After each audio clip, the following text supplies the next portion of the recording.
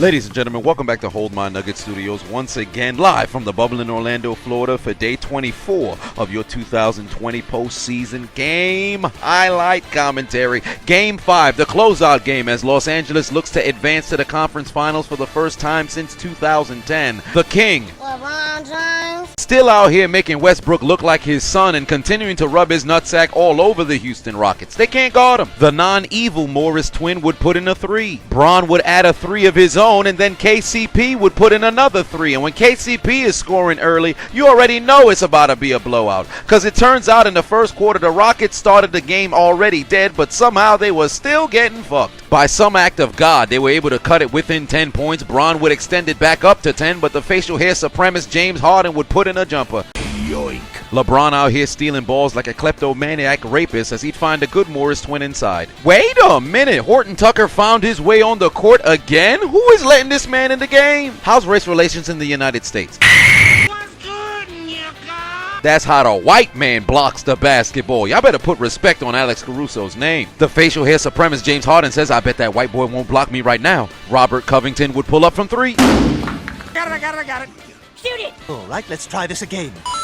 But that didn't really matter because for some apparent reason, they still allowed Danny Green to score baskets. Yoink. It's on ball! Hey! It's on ball! Take it! Just take it! Yes! Wait a minute, is there a glitch in the Matrix? PJ Tucker just left the corner and laid it up? Anthony Davis, I demand you abuse him for trying to catch us in a genjutsu. Oh no, Russell Westbrook saw Kuzma. Fuck you, Cal. Eat a dick, bitch! And the facial hair supremacist James Harden would lay it up inside. LeBron James continued to abuse that Houston defense. That's right, PJ, you get your bitch ass in the corner. The good Morris twin would connect on a 3. Hey, who let PJ out of the corner? Get him back in there. He went back to the corner, but the defense forgot to stop James Harden laying it up inside. LeBron would then connect on a deep 3, and that would ignite the Lakers offense as they'd go on a 15-0 run and take a 20-plus point lead. Anthony Davis with a pull-up jumper. My turn! All right, let's try this again. The lead at 21, Austin Rivers inside. I got it. Keep going, AD. Keep abusing PJ Tucker for leaving the corner. That's how the white man shoots the basketball. That's how the white man shoots it again. Mine? Bum-ass greedy Danny Green would get the rebound, run to the three-point line, and then put in a 3. What's good, nigga? And then the necrophilia would start. Kyle Kuzma would connect on a 3. Rajon Rondo would shoot a 3 from deep and put it right between Westbrook's eye. LeBron still going above and beyond to abuse Doc Rivers' son. Goes one-on-one with Austin inside, but he's going to be fouled. Nani? Please forgive me. LeBron walked away, but he nearly killed Austin Rivers. You can't tell me Doc wasn't watching this game ready to grab a gun. Austin saw his whole life flash before his eyes. Just look at the replay. Austin Rivers hacking him like he's a villain on Cyberchase. Proceeds to bat the ball into LeBron's bald spot. Nani? But look at Austin Rivers' face right here. He not even looking at LeBron in the eyes. He's looking straight at pectorals. Homie saw a small flex of the nipple and said, I'm about to get my ass whipped. Let me put my hand forward and try to disengage from the conflict. If Jeff Green never was LeBron's teammate, I think Austin Rivers would have been in the upper room. Homie would have been sent to the afterlife. Somebody got to get him a monster reborn because he'd have been deep into the graveyard. Bron looking up at the referee like, you just avoided a catastrophe. Could you imagine what the media coverage would have been like if LeBron got into a fight? That would have been the rest of the coverage for the entire year, and it's only September. He go to the free throw line, but now Russell Westbrook's been alerted.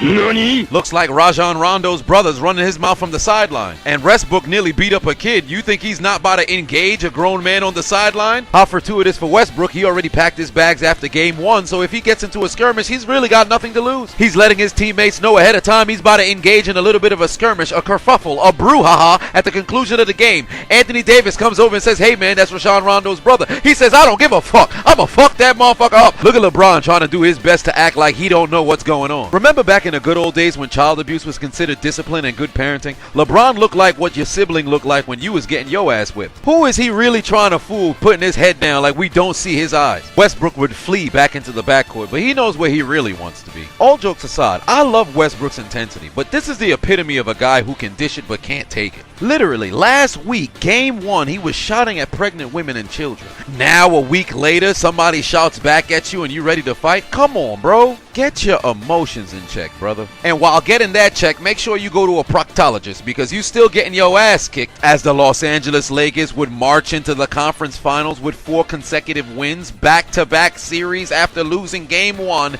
They close their opponents out in 5, and they tell the Houston Rockets to take out their Metro guards and to get aboard the L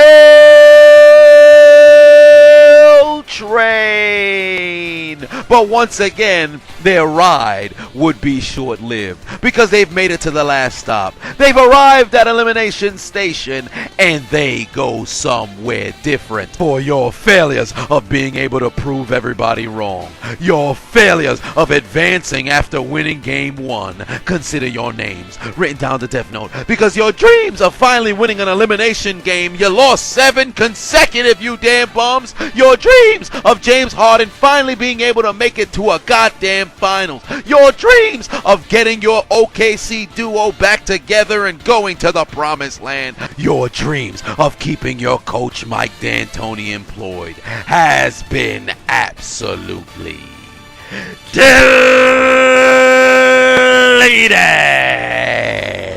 There's only one thing left to do. Gotta write their names in the Death Note. Delete! Delete, delete, delete. Delete, delete, delete. Deletion.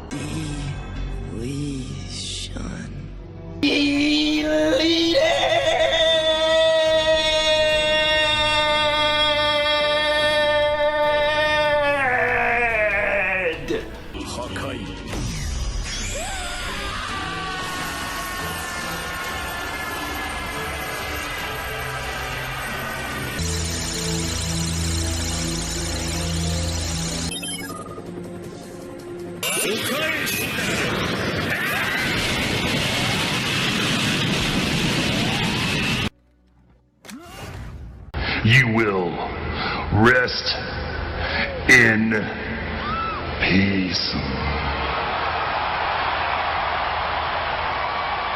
Oh!